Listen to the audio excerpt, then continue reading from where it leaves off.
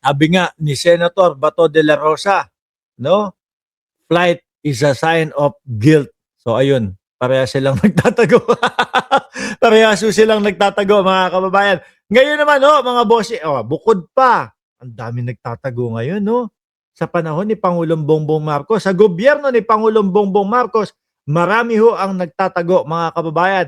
At isa na nga po dyan mga boss si Pamo sir, walang iba kundi si Atong Ang. Isa pa din na pinaghahanap at hinahagilap ng gobyerno ng Pilipinas, ng otoridad ng Pilipinas. Sabi dito mga boss si Pamo sir, more than 10 million SILG, Remulla, Malls, higher reward versus Atong Ang. Siguro napagtanto o napag-isip-isip ni Secretary John Vic Remulla na yung 10 milyon kung sakali kapag yung natagpuan, may nakaturo, nakakita dito kay Atong Ang, no? At yung makukuha mo 10 milyon, doblehin ko na lang. Di ba? Wag mo lang ako ituro. Ganun. Pero yung iba mga kababayan, Ma'am Chris Rose, shout out sa iyo. Yung iba, mga boss chief mo sir, ay ang iniisip, makakakuha ka nga ng 10 milyon na reward pag naituro mo si Atong Ang. Ilalagay ka naman daw po sa talik. No? Siyempre, hindi naman po talaga basta-bastang tao si Atong Ang. Simula po nung mga kabataan natin, simula po nung tayo ay nasa kabataan mga bossing, di ba? Alam na natin at sigurado 100% mga boss chief mo sir na talagang kinatatakutan po itong sila Atong Ang. Kapag binangga mo yan, kapag yan sinabayan mo, yari ka, may kalalagyan ka mga bossing. Di po ba? Sabi dito, Interior and Local Government Secretary John Vic Remulla on Friday said he is considering increasing the 10 million. Nako, Chi! Oy, Chi, kung ikaw ang makakita, hatian mo na lang ako. No? Sabay na lang tayo na magturo para tag 5 milyon tayo kung sakali na 10 million.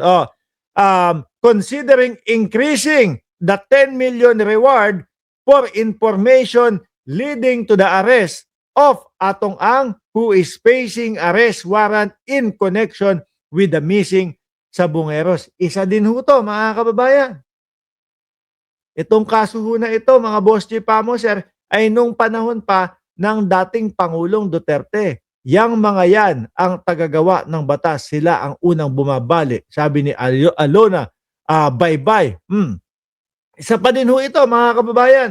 Nung panahon ng dating Pangulong Duterte, yung mga missing Sabongeros. Pero ngayon pa lang po, posible maaari na mabigyan ng katarungan o hustisya yung mga nawawalang mga Sabongero. Pero nung dati wala. Parang dead mga itong etong kaso na ito. Meron 'di ba parang nagpahiring si Bato de la Rosa at chuchu lang, wala namang nangyari. Laging ganun lang. 'Di ba? Alam niyo mga bossing, nakakailang mga hearing na si Bato de la Rosa. Nandiyan yung pati yung hearing na may PIDEA leak na doon niya nauso yung kapag may butas daw ng puncher utintek yung dokumento.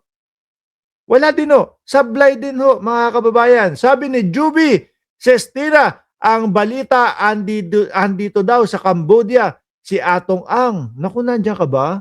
Juby? Maganda daw diyan no? Malapit na.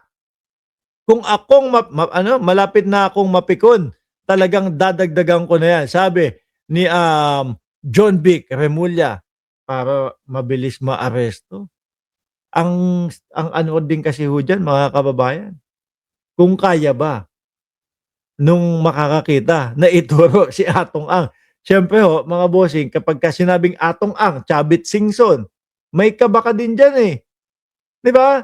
Dahil nga po, hindi basta-bastang mga tao. Tapos, maririnig mo pa kay John Vic Remulla, armado, madaming armas, itong sila Atong Ang, yari na. Ano po, pero kung yung Tebes ho, mga boss chief amo sir, na isa ding kliyente ni Topacio, arestado, inuwi galing sa Timor Leste, tingin ko, posibleng ganun din ho ang mangyari o posibleng ganun din po ang kahinatnan nitong si Atong Ang, mga kababayan. No? Pero kung nakalabas na ng bansa, kung nakalabas, alam niyo kung nakalabas ng bansa para ho sa akin, parang mas mas madali silang arestuhin at mahuli o makuha eh. Bakit ho, mga bossing? Kasi kapag ka nasa labas ka ng bansa, doon ka nagtatago, although malayo ka sa otoridad ng mga ng Pilipinas, no? Pero kapag ka Interpol na yung aaresto at Interpol na yung makikipag-ugnayan o kukuha sa kanila, mga bossing, mahirap na yan. Parang hindi na ho gagana yung kaperahan mo. Tingnan mo si Tebes, di ba? Ang yabang-yabang nila Topacio, ang yabang-yabang nila, tinatawanan nila ang bansang Pilipinas. Dahil daw doon na si Tebes manunuluyan o titira. Pero ano ho, mga kababayan, naiuwi pa din ho sa Pilipinas. Gawa nung pagkakaaresto ng Interpol kay Tebes. Si Alice Guo. Yan ho yung mga yan, ikukonsidera mo na mararami hong pera yan eh. Ikukonsider mo ho yan na madaming pansapal yan na pera eh. Pero hindi gumagana. Kasi pag nasa labas na ng bansa. Although merong mga bansa na corrupt, pero tingin ko naman, hindi lahat. No? Kaya tingnan nyo ho si Bato de la Rosa. Ako naniniwala ako si Bato de la Rosa. Nasa ano lang yan, nasa Davao lang yan. Nasa mga bulubundukin lang po ng Pilipinas yan, mga bossing. No? Bakit? Kasi merong mga tao na maaari.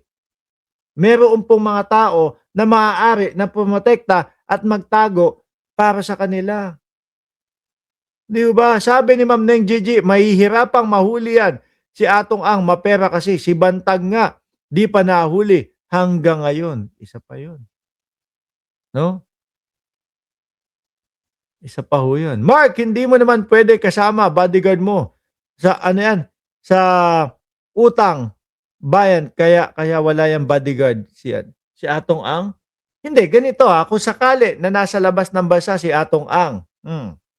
Kung sakali na nasa labas ng bansa si Atong Ang ho, mga bossing, syempre pagdating niyan doon, may mga connection na din yan. No? May mga connection na din yan at meron na ding mga gwardiya na i-hire yan o aanuhin yan, babayaran para palibutan siya. Para sa ganon, safe siya.